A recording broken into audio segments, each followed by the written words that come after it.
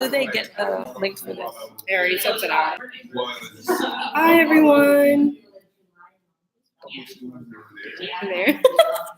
Also, okay, there we go. I think just leave it and we can start.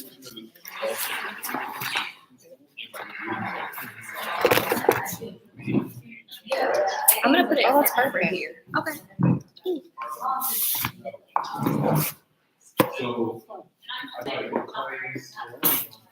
Alright, I'm gonna stay on this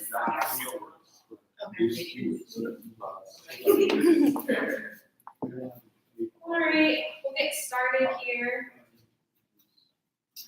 So thanks for you all for coming. So announce a couple of we're gonna go through announcements, we're gonna go over two cases, things that have been going on in higher ed. And then we're gonna do kind of a top 6 worksheet that I'll explain here.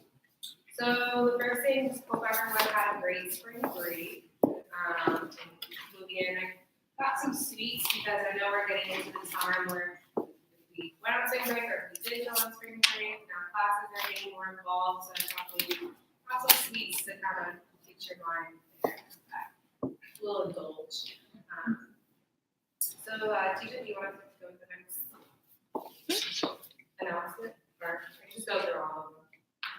Yeah, you go ahead. I got you over next. Somebody else want to go or somebody? I can go. I just wanted to put out a thank you for everyone who helped at recruitment days. It was a whirlwind, blur, hurricane. But I think it went really well. I got a lot of really good feedback from students, and the event wouldn't have happened without all of the volunteers. So thanks to everyone who hosted, or the liaison, or was on a committee, or helped out day of. I'm really happy with the way things went, and I think Mike hasn't told me how many students we have committed so far, but there are some. Good side. That's good. Great. Now that I'm prepared, got you guys with some announcements. Thank you to everyone who showed up to our brunch spring break edition. It was a great time. Maybe we'll drop a picture in the next general email. Maybe not. Those who went knows that it was great.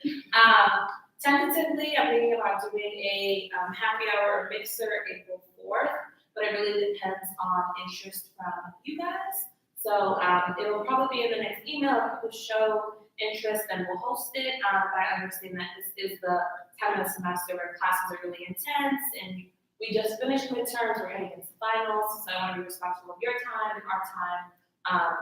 And then additionally, on updates, if you guys have events that you would like to put on, shoot me an email. I'm happy to plan all of the logistical reservations, everything in the back end, but give you the date of contact. And that'll be a way for us to have a wide variety of events and really accommodate all of the different interests that you guys may have. Thank you.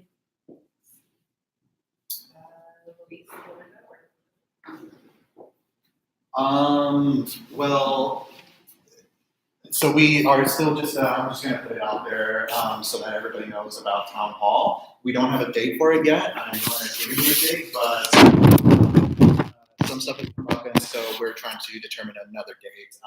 It's looking like it's gonna be that last week of April at the earliest, but it could also potentially be taking place in May. It really just all depends on when the faculty are available.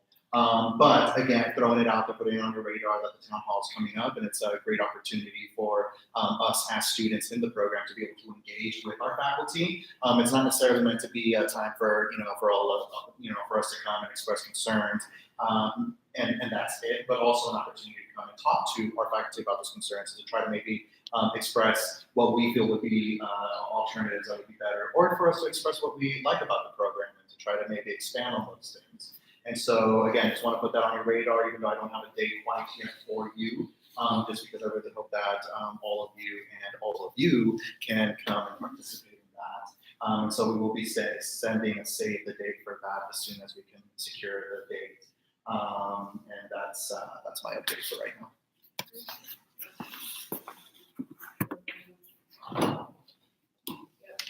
Team. Sam will work with that. Go ahead. Okay. So I will speak for professional development and alumni relations. So we have an interview workshop that we've organized. It's going to be Friday, April 19th from 6 to 8 or 9 p.m. Half of it's gonna be kind of a lecture and the other half is gonna be a workshop.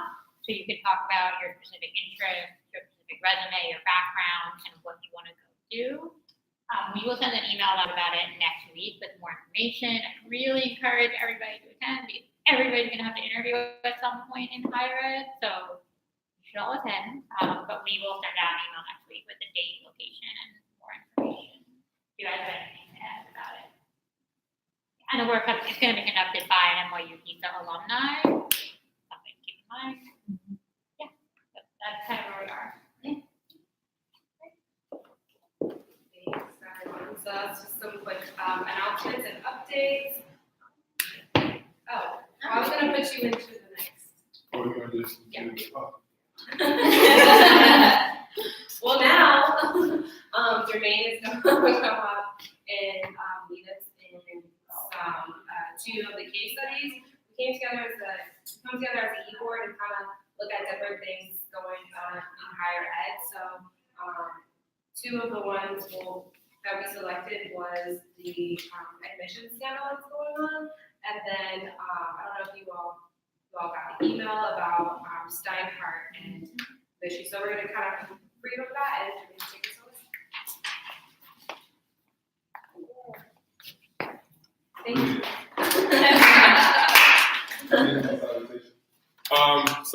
First, before I start with the case studies, just really quickly, on the 12th of April, we'll be doing a community service event in Harlem, where we'll be working at the NYC Food Bank, serving food and like restocking shelves and those kind of things. I'm looking for 10 volunteers. So far, I have a confirmed 1. So you guys, if you would like to participate, please be sure to do so. If you haven't received the flyer for the event, just let me know and I can shoot you the sign up form. You guys can participate. That's for you as well. All right. For today's discussions, you guys have a preference in terms of who we're trying to start with? Is everybody familiar with both cases? Yeah. All right. Preference. Actually, we'll start with Steinhardt. All right. So, for those of you who do not know or are not like completely caught up on the situation with Michael Steinhardt, pretty much he is a very generous donor to NYU. He is the reason why our school is named what it's named. And recently, there were a couple cases where he was accused of sexual misconduct and kind of abusing his power. So he tried to proposition, I guess, a couple people who rely on him for philanthropic donations to their organizations, and it's been a couple people who come out and saying that they've had that same experience with him. And as a result, this story came out with people who were on one side accusing him, and then on the other side, people who have been supporting or coming out to his defense. So in light of the fact that, you know, our school was named after this person, I thought it was like an important conversation to have here. So I just have a couple questions, kind of like lead the discussion, but if you guys have anything you want to kind of add or like questions that you want to propose that I don't ask, then you can do so. So the first question I had was, what, I guess, were your initial thoughts after hearing the story? Did everybody get that hasn't familiar get time to Yeah, we have like 2 minutes. Yeah. Not surprised. We would like, all right, we'll give 2 minutes Oh, and give 2 minutes. then we'll like start it.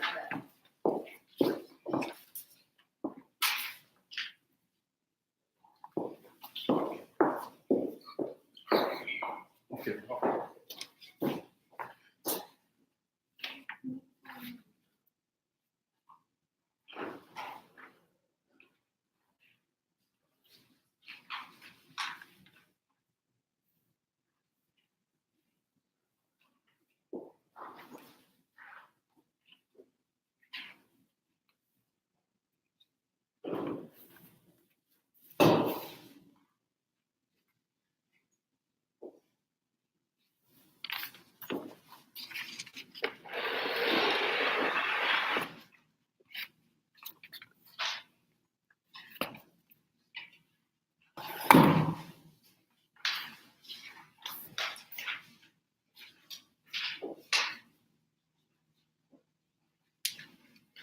of the minutes.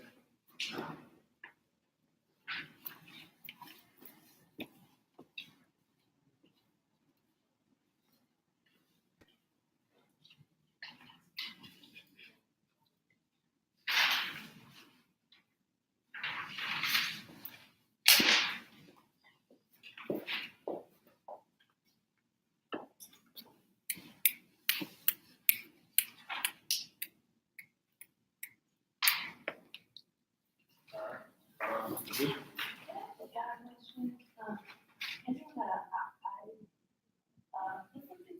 A MacBook charger on there? It's okay, it's not.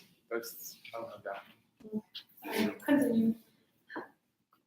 Alright, so yeah, what were your initial thoughts after hearing about this? Anyone?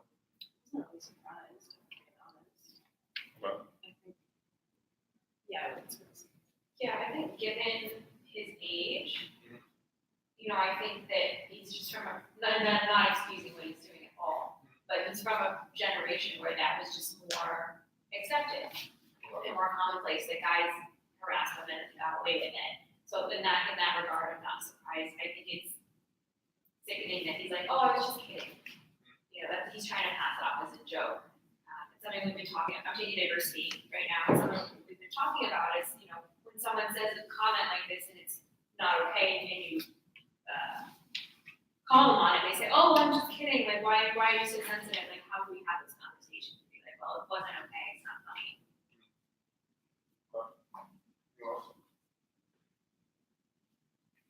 I kind of like a similar thought in terms of like how we put in context like the time that it's happening in as compared to like the time that he grew up in, where like those kinds of actions may have been seen as okay.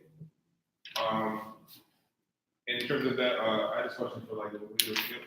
Well, going to your, the question you just posed, for me, it's problematic because the time that he came from, he's coming from white heterosexual masculinity. Whereas if it was a black heterosexual masculinity, not necessarily it will play out like that because, for instance, Emmett Till was accused of whistling at a woman and he unfortunately got brutally assassinated. So it's, given the time and context, I could see that, but it's also equated with power and wealth. And since this is just for me, a Harvey Weinstein, but an education and philanthropy.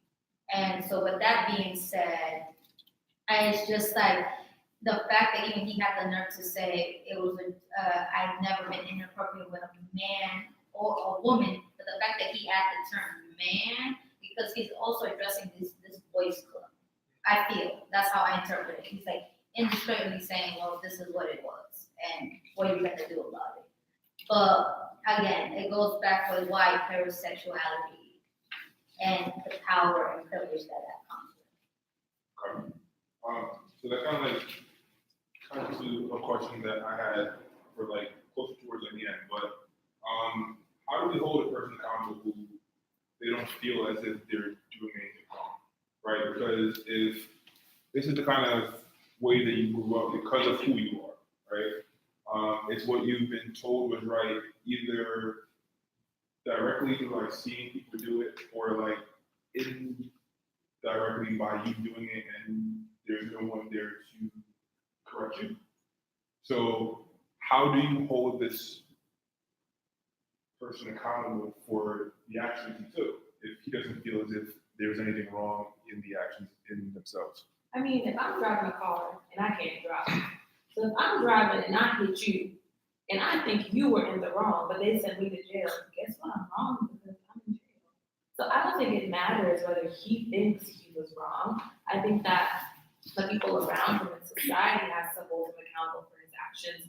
The same way when someone makes a racist or sexist remark, they may not think that it's a racist or sexist remark, but if those around them hold them accountable, correctly, it doesn't matter if they agree or not. Like there are like repercussions for your actions regardless.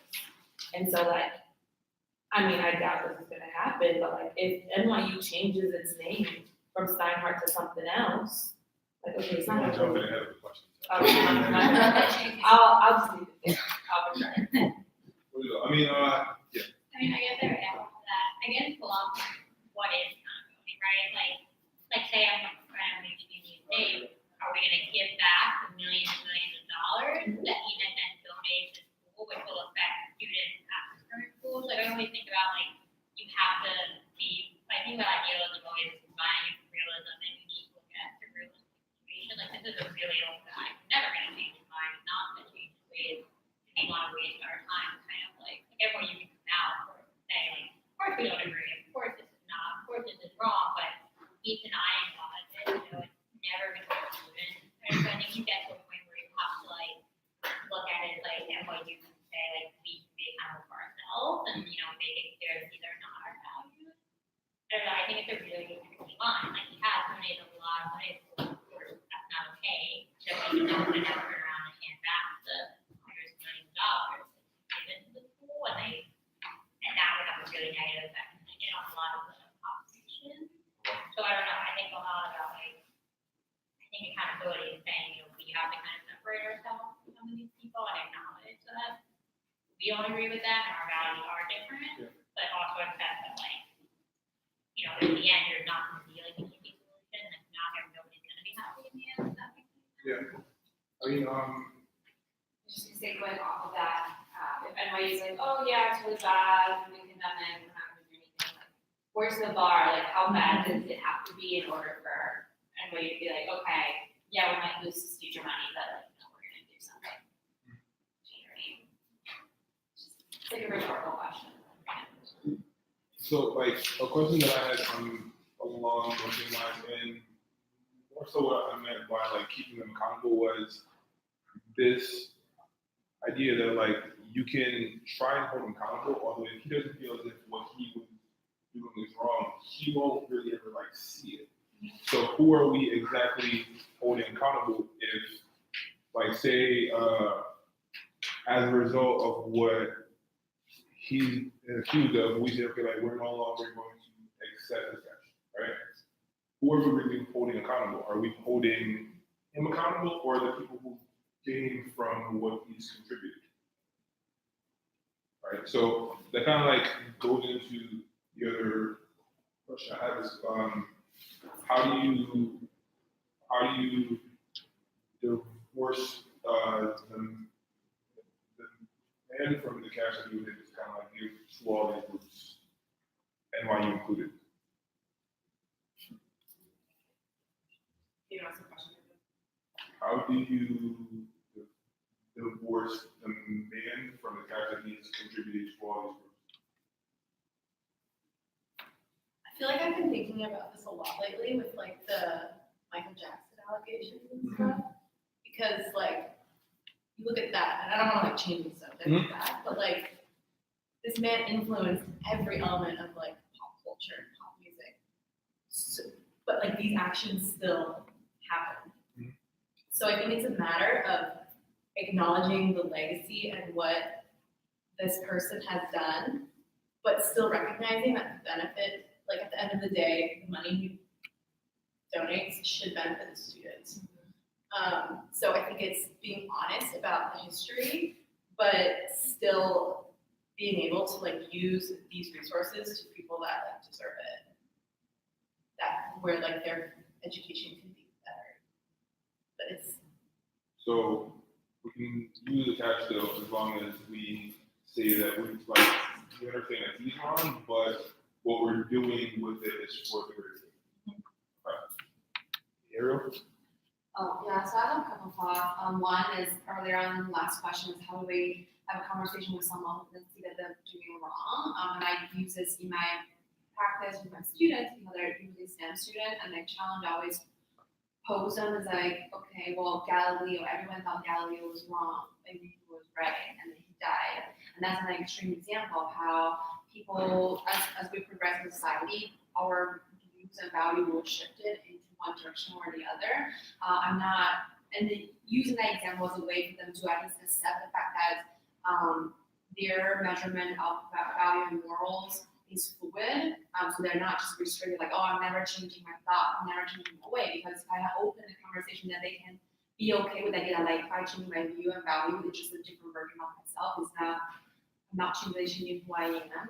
It's something I try to have a conversation with, or try to like, discussion, reflection.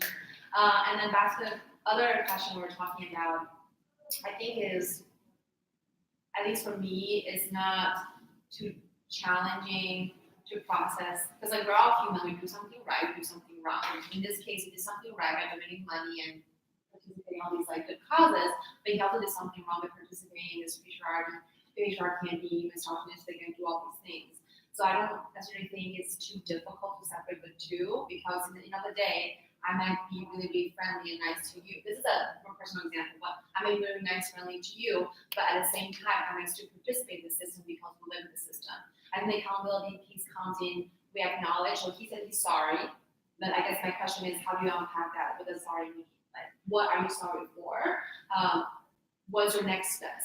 If you're sorry, I hope that the next line is, I will do better next time. So what does it do better look like? Is it you coming out, giving us a full story of what happened? Is it you educating yourself by participating in different programs? Another thing is, and this is something I also share with my students, I think it's okay to make mistakes and to have moments of ignorance, because we are all learning. But I think it's problematic when you choose to stay ignorant with someone pointing you out. I think that's something else to think about with regards to this, like what do we want the next step to look like? And I think it, at least for me personally, and maybe I'm very ignorant in this regard as well, I do see the good that he has done, but at the same time, I don't see how that would interfere about us criticizing him for wrong that he's done. Because that's what we do every day on our own. Like, good job on this, at the same time, you didn't do so well on this thing. Right. You mix up on this area. And so, like, again, like, it's okay to say, like, you screwed up here, but we're, like, you understand, like, the good that you have been able to do. I would say like, moving forward, I wouldn't be surprised if NYU and organizations that he helped fund have an asterisk to this thing, because when you really also think about it, if we really want to talk about this compass on morality, X, Y, and Z, then let's take it back when all these institutions and buildings that exist till this day were built off slaves. So I mean by slaves, so including the White House, and there's still no reparations. So I feel when you speak his history and you there's a narrative of what actually did happen, and everybody acknowledges it and is aware of it, then that's when we could like possibly move forward. Unfortunately, not move forward with the victims, just because I feel that anybody could say I'm sorry and not mean it. Just like how we could say a lot of words and not mean what we're saying. It's just like for me, like the appropriate way to address this is like, he's probably never gonna admit what he did because he might not see it as wrong. But there's also ways for him to donate money to appropriate resources for women who have experienced sexual harassment, but I don't see that happening realistically. So I think it's the responsibility of the institutions that received funding from him to put that asterisk and put it out there, just like, but yet again, sometimes you don't want that publicity with you, just like a lot of universities, including the White House, again, institutions that don't want that kind of, acknowledge that kind of ugly history of the United States, but it's not ugly when you think about it because it's what happened. It's just changing the narrative. I mean, so a question that I have is kind of like, how do you, because, all right, so in like thinking about how to frame this conversation, a couple people came to mind, right? Like the Bill Cosby, the R. Kelly, the whoever else, right? And in having these conversations, I always feel like we blur everyone together, right? And I guess the question is, should we be doing that? When you take like the people who have been tried and convicted and are currently prison, and this man who is accused of making propositions.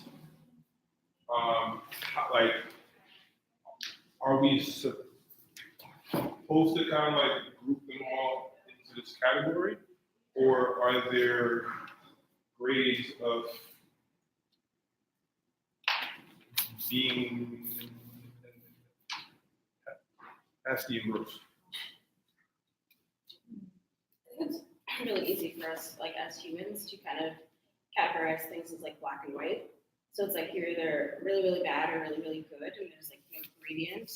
And I think that's a little lazy of us as humans to not look at a situation individually and look at the details of each situation. And I think we would be doing ourselves like a disservice if we don't treat every situation very specifically. And I think that's an injustice to the victims involved because they're not really being looked at and like supported in that way. I think it's a great point, but I think right now in society and how I think it's really media and how they portray it and how they really name what the situation is, that's ultimately how we get the information about how things happen. Because honestly, like this story I heard because it came out in the media, it was in the New York Times. Steinhardt, even when they sent out an email, it was after the New York Times. You didn't get this email before it came out in the media. So just saying how we're getting our narrative, I think it's going to be coming from that source of grouping it all together, just because of how the media says things.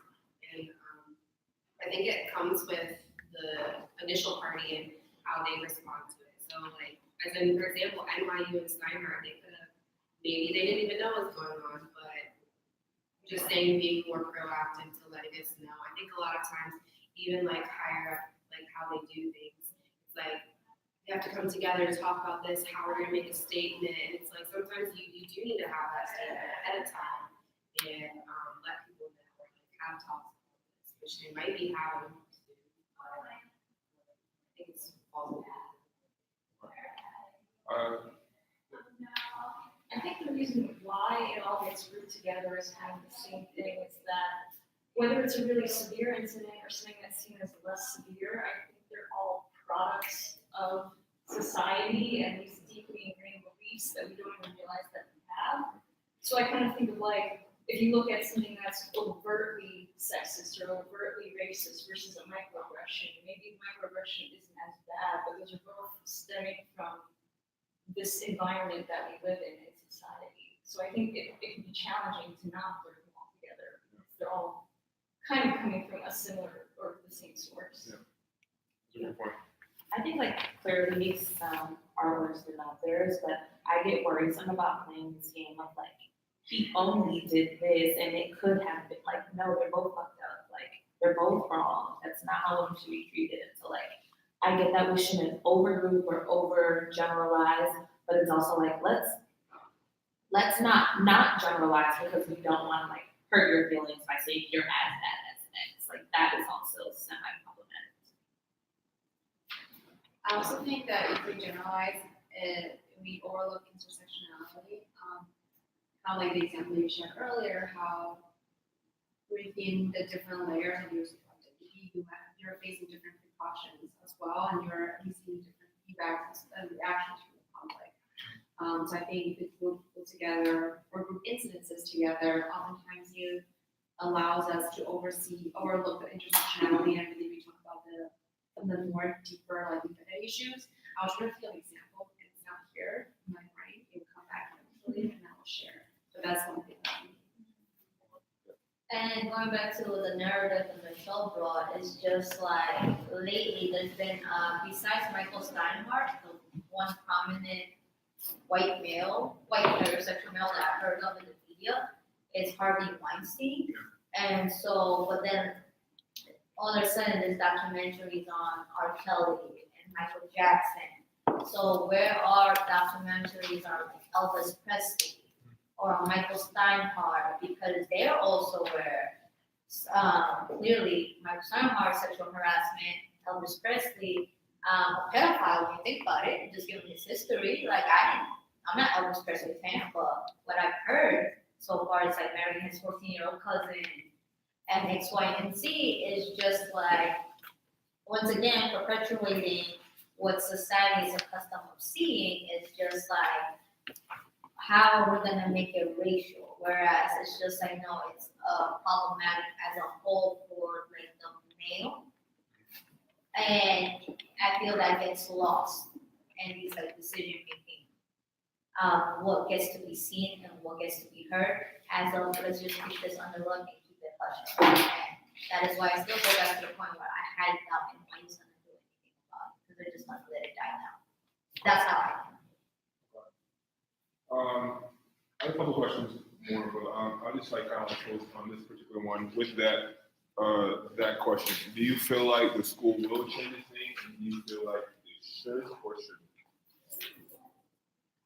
I mean, I will say I don't think they should, and I think funny because I talked to my undergrad at the time where, and they were saying for most of our women of color, and that was their point, is like, this is also my school, you know, and like for them, like, this is what I know you at, and they're like, for them, their value in the name is what it means to them. And I think you also have to consider that, you know, like if you change things, how it's like, there's a lot of ramifications and comfort, and people have pride in their school, and it's just what they know. You know, so I don't know, I just don't know that it's worth it to go through all that when it may not be what necessarily the students want. You know, and like it should be about them at the end of the day. And also like, you know, more like, you know, tangible things, a name has meaning in the work world and in the career force. And if you change the name, you know, that can create issues and that can harm students in a negative way too. And I don't know, people always have to think about what is best for them. And I just don't know that it's something that a changing name would really have any benefit to students. You know, I wouldn't really, create a lot of tangible issues in that there could be lawsuits, I understand, but I just don't know that any of that is really gonna bring about any good in any way. I guess a follow-up question I'd have to that was kind of like, what would you say to people who are currently at a school who are survivors, who feel like they are at a school that is named after this person who being accused of doing these things? I mean, like, if we're trying to see how it will impact all students, like, how do we deal with those two issues? On one hand, the people who are, like, they have, like, pride in schools, but then on the other hand, the people who have these kinds of experiences themselves. Right? I don't know how much time we have, but let's just, just kind of cut down the flow. You're gonna start the next one? Yeah. Before we start the next one, hey, live stream. Hope you guys enjoyed the first half of the meeting. Math books don't last forever and it will die. So we just want to say farewell. Hope we see you at the next meeting. Have a great evening. That's crazy.